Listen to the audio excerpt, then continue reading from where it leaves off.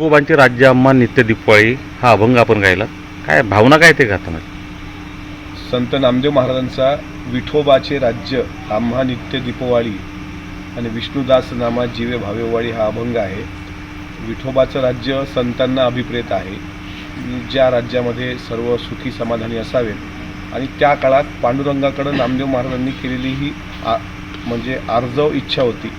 आज कार्तिकी एकादशीचा दिवस असल्यामुळं माझ्या घराच्या परिसरात दरवर्षी मी वारकरी संप्रदायाच्या भजनाचा एक कार्यक्रम ठेवतो आणि म्हणून विठोबाचं राज्य आम्हाला अपेक्षित आहे.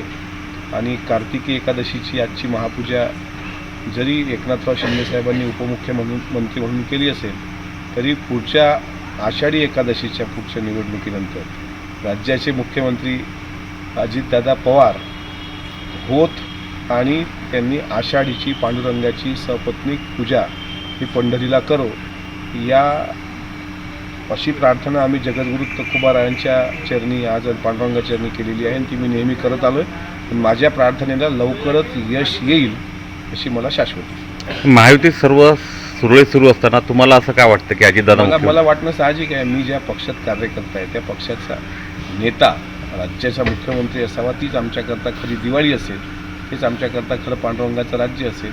आता जरी महायुतीचं सरकार आहे तरी महायुतीचं सरकार विठोबाचे राज्य आज 32,000 कोटी रुपये जे सरकारने अति तात्काळ शेतकऱ्यांच्या खात्यामध्ये वर्ग केले, 10,000 रुपये हेक्टरी शेतकऱ्यांना आज त्याची पोच मिळाली, तरी शेतकरी आणखी सुजलाम सुफलाम व्हावा म्हणून मी ईश्वराकडे केलेली प्रार्थना आहे. आता तुकोबा ते ऐकतायत, लवकरच ती इच्छा पूर्ण होईल अशी तुकोबाचरणी मी प्रार्थना करतो. फडणवीस साहेब कुठं जातील मग पूजा करायला? फडणवीस साहेब अर्थातच या देशाचे मोठे नेते होतील.